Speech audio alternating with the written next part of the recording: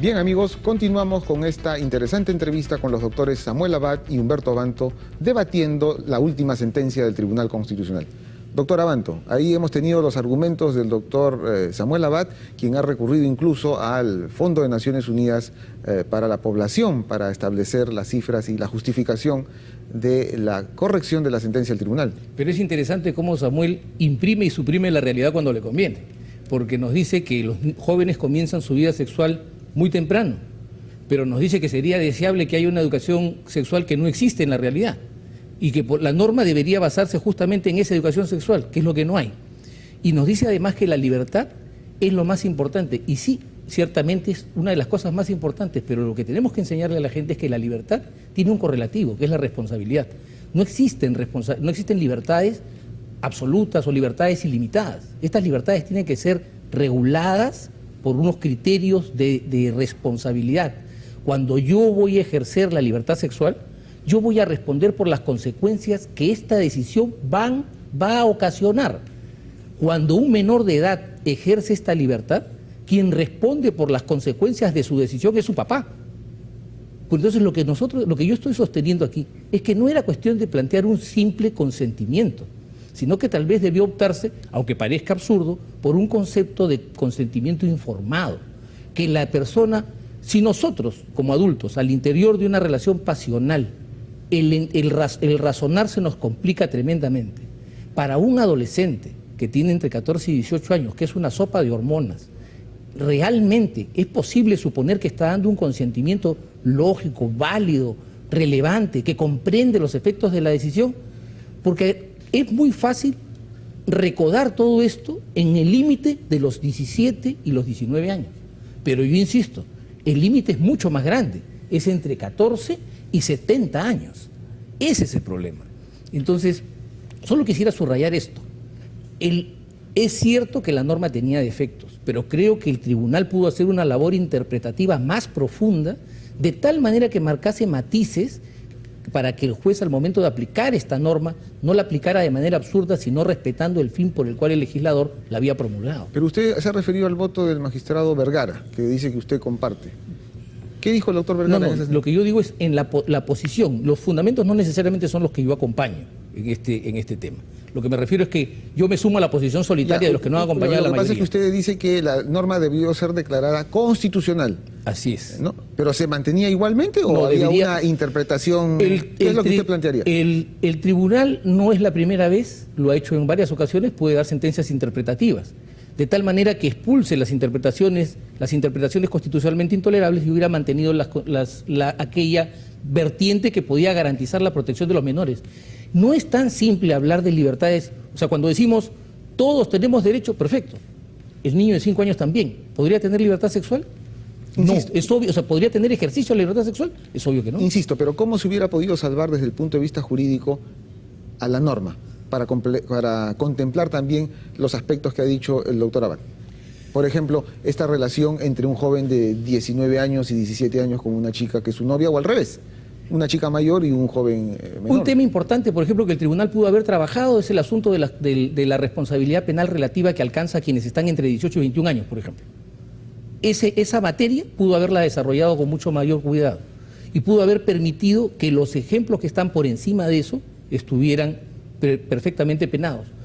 Comparto la posición de Samuel, porque yo no estoy a rajatabla en contra de la norma, o a rajatabla en contra de la sentencia y a rajatabla a favor de la norma, que las penas eran desproporcionadas porque en el Perú hay una manía punitiva.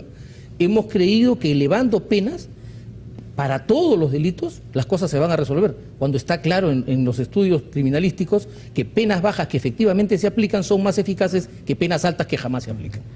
Doctor Abad, ¿cuáles eran los principales argumentos, por ejemplo, no solo de la sentencia, sino me parece interesante que Naciones Unidas también haya intervenido, ¿no? Incluso la representante de las Naciones Unidas en el Perú, la doctora Rebeca Arias, se pronunció en relación a que esta norma no era compatible, ¿no?, con los planteamientos de Naciones Unidas a este respecto. Claro, en realidad tanto Naciones Unidas como el programa ONUCIDA, también de Naciones Unidas, se pronunciaron en contra de una norma de esta naturaleza, no solamente por el tema de la inconstitucionalidad, sino por las consecuencias y los efectos que traía para los jóvenes una norma tan radical como esta. Y hemos mencionado que si una norma dice que un menor de edad entre menos de 18, más de 14, no puede tener relaciones sexuales voluntarias, obviamente no puede acceder a información sobre la vida sexual, no puede acceder a métodos anticonceptivos, no puede acceder a información, porque claro, ¿quién se lo va a dar? El Ministerio de Salud, una entidad pública para personas de escasos recursos, obviamente, y el Ministerio de Salud está con esa limitación penal porque sencillamente no puede dar esa información porque eso estaría favoreciendo un delito, porque eso está penalizado. En segundo lugar, otras consecuencias graves. La realidad evidencia que los jóvenes tienen relaciones sexuales. Si no tienen acceso a estos métodos, contraen serios riesgos de tener enfermedades de transmisión sexual. SIDA, por eso intervino ONU-SIDA, sencillamente porque no tienen mecanismos de información o la posibilidad de acceder a preservativos para garantizar su vida sexual. ¿Usted tiene información de cómo se regula este tema en otros países de América Latina? No hay ninguna norma en América Latina como esa, ninguna. El Perú era el único país en América Latina que tenía una norma de esa naturaleza. Así lo han demostrado incluso estudios de penalistas, porque también los propios penalistas eran críticos de una norma de este tipo. Y en realidad, esta norma no solamente penalizaba, sino tenía consecuencias adicionales. Es más, si un mayor de edad de 19, 20, 25 años quería reconocer un hijo de una adolescente, al hacerlo estaba reconociendo que había cometido un delito. Iba a ir preso. Terrible, ¿no? Es absurdo. O sea, no solamente era inconstitucional, sino que absurdo. Yo creo que el derecho penal no debe intrometerse en estos temas. Doctor Abanto, ¿usted recordará, para que nos pueda ilustrar, en qué contexto se dio esta norma? ¿Recuerda usted esa? No con precisión. ¿No? Fue en el año más o menos 2006, ¿no? Por esa época, porque a veces también se suele plantear al calor de los días, al calor de los hechos, ¿no? O sea, obviamente de las pasiones, exactamente, estos temas de violaciones pues de personas mayores. Aquí, digamos, yo sí quisiera marcar un matiz respecto de lo que dice Samuel. Ciertamente la norma contenía riesgos de injusticias.